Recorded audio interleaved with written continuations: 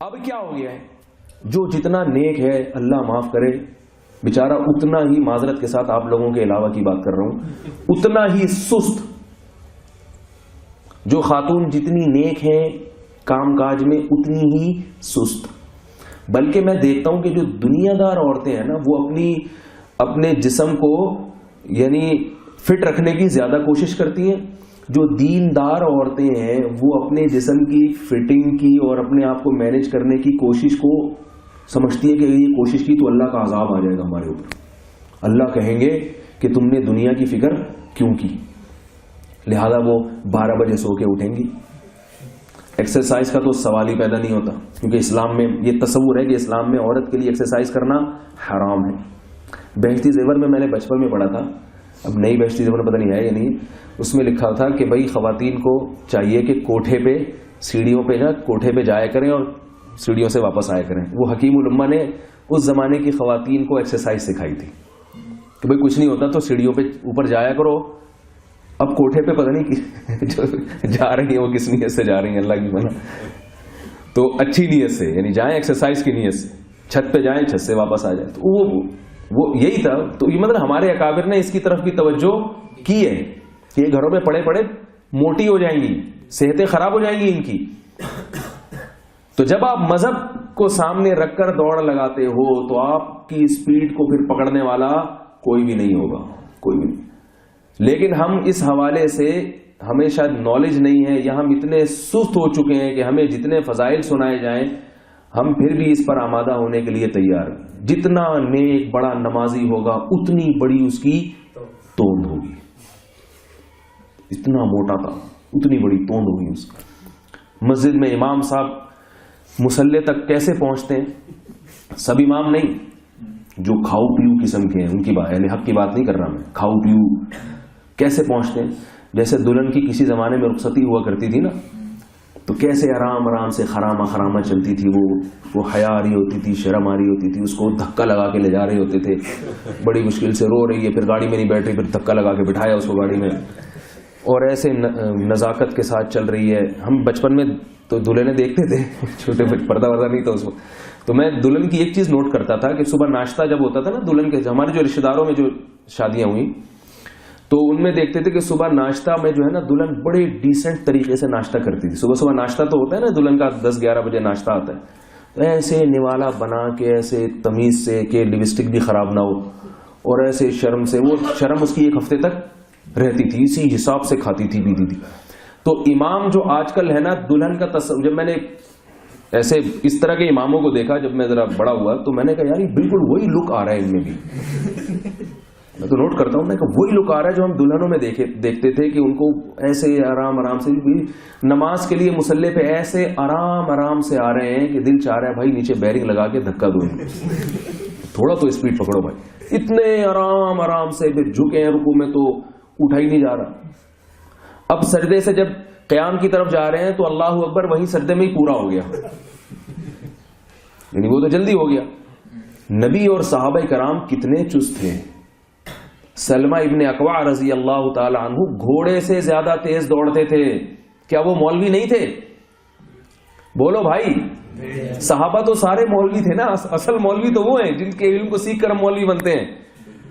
ایک دفعہ نبی صلی اللہ علیہ وسلم کے صدقے کے گھوڑے لے کر ایک یہودی یا کوئی منافق بھاگ گیا, چوری کر کے بھاگ گیا, گھوڑے تھے وہ.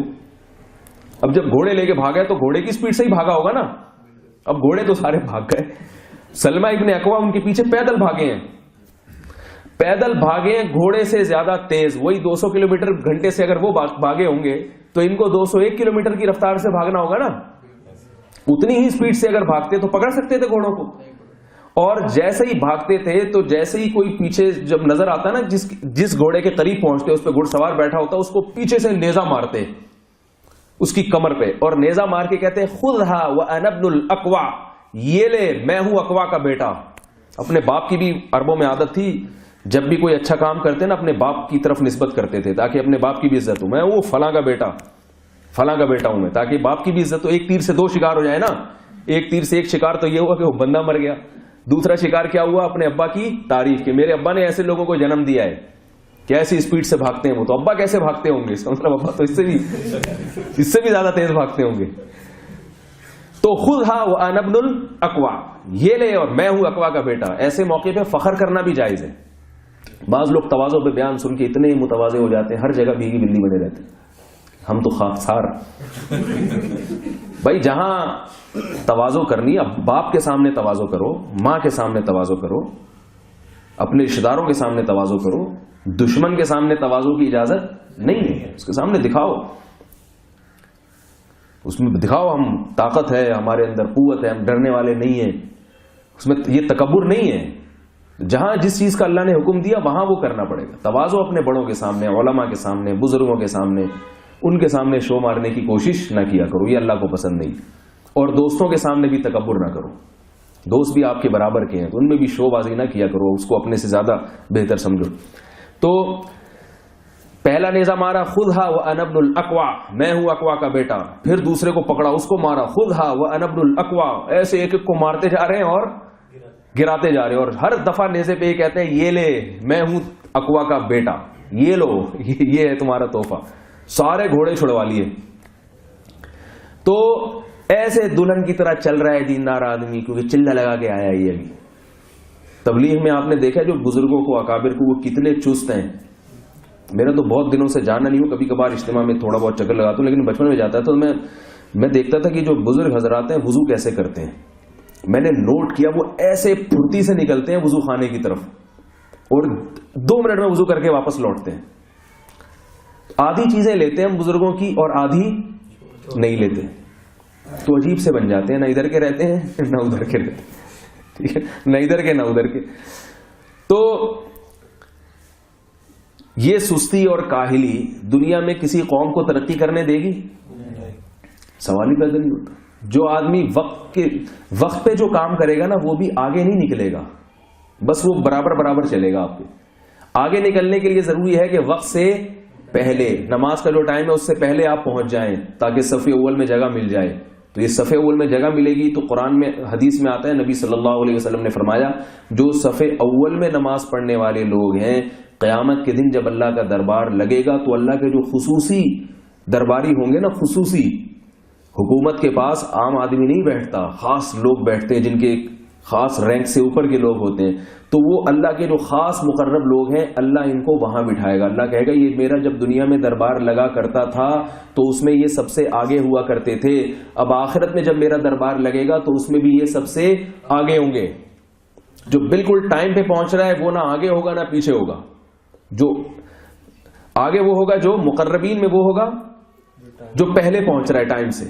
جو بالکل وقت پہ پہنچ رہا ہے وہ نہ کامیاب ہوا نہ ناکام ہوا. وہ بھی ٹھیک ہے، کامیاب تو ہو گیا مگر بہت اعلیٰ درجے کی کامیابی نہیں، پاس ہو گیا وہ بھی امتحان. اور جو سب سے آخر میں پہنچ رہا ہے تو نبی صلی اللہ علیہ وسلم نے فرمایا شر صفوف الرجال آخرها، مردوں کی صفوں میں سب سے بدترین صف آخری صف ہے. ایک صاحب نے مجھ سے کہا کہ اس کا مطلب اگر آخری صف مل رہی ہو تو پھر گھر پہ ہی نماز پڑھے آدمی ہے، گھر پہ ہی، کیونکہ بدترین صف ہے. میں نے کہا بدترین کا مطلب ہے بہترین کی نسبت بدترین. یہاں بھی مقابلے کی بات ہو رہی ہے نا، یعنی جو بہترین اول تھی اس کی نسبت بدترین. لیکن آپ جو گھر میں پڑھ رہے ہیں اس سے بہترین ہو آپ. اگر اس سے آپ مقابلہ کر کے دیکھو تو وہ تو بالکل ہی نالائق ہے نا، جو جماعت سے نماز ہی نہیں پڑھ رہا.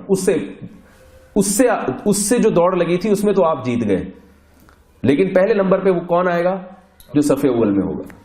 تو میں یہ کر رہا تھا کہ دیکھو اللہ نے زندگی بچانے کی بھی، تو ڈاکٹر کی بات میں کر رہا تھا کہ اگر کوئی میڈیکل سائنس میں پڑھتا ہے اور یہ نیت کرتا ہے کہ میں لوگوں کی جان بچانے کا کام کروں گا تو وہ اس کو یہ عمل اس کا عبادت بن گیا کہ نہیں بن گیا عبادت. تو اس لیے دین پہ جو لوگ چلتے ہیں صحیح علم کے ساتھ وہ دنیا کی دوڑ میں بھی آگے نکلتے ہیں اور آخرت کی دوڑ میں بھی آگے نکلتے ہیں. لیکن جو میں نے بیان شروع کیا تھا نا سمجھانے کے لیے، دوڑ لگائے تو صحیح، نیت تو ہو.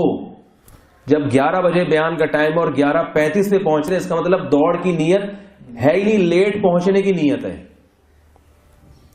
معذرت کے ساتھ، اللہ ماشاءاللہ کسی کو کوئی عذر ہو گیا ہو تو یہ تو ایک مثال ہے، ہو سکتا ہے اس میں آپ اتفاق سے لیٹ ہو گئے ہوں. لیکن اگر باقی جگہوں پہ وقت پہ پہنچ جاتے ہیں تو پھر اس کا مطلب ہے کہ یہاں اتفاق سے کوئی حادثہ ہو گیا تھا. لیکن میرا خیال ہے جہاں بھی ہوتا ہے ایسا ہی ہوتا ہے.